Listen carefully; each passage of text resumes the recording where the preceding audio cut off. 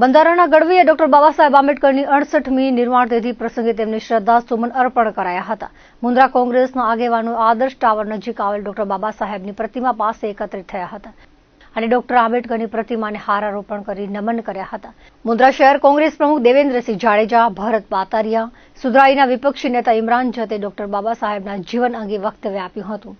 આ પ્રસંગે કોંગ્રેસના જાવેદ પઠાણ, ભગુભાઈ જાડેજા તેમજ કોંગ્રેસના આગેવાનો ઉપસ્થિત રહ્યા હતા.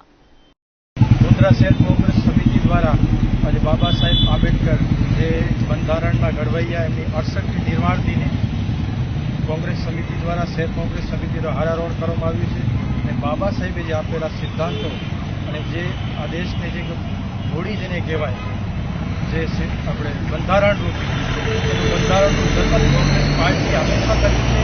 આવનારા દિવસોમાં અને આગળ પણ બંધારણને અનુલક્ષીને અમે કાર્યક્રમો આપશું અને એના સાથે હંમેશા અમે સૈદ્ધાંતિક રીતે પણ બંધાયેલા છીએ.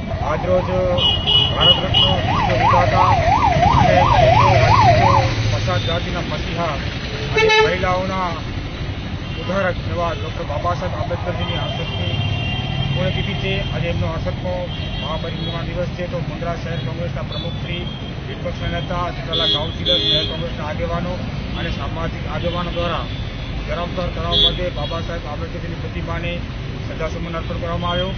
બાબા સાહેબ આંબેડકરજીએ આ દેશ માટે ઘણું કર્યું છે. મહિલાઓના ઉદ્ધાર માટે, પછાત જાતિ, દલિતો, લઘુમતીઓના ફળોના એક તાતડી બાંધ્યા છે, તમામનો વિકાસ કર્યો છે. બાબા સાહેબના બંધારણ પર આજે દેશ ચાલી રહ્યો છે અને આજે સમગ્ર વિશ્વ બાબા સાહેબને યાદ કરી રહ્યું છે અને બાબા સાહેબના લખેલા સિદ્ધાંતો જે વરી રહ્યો છે.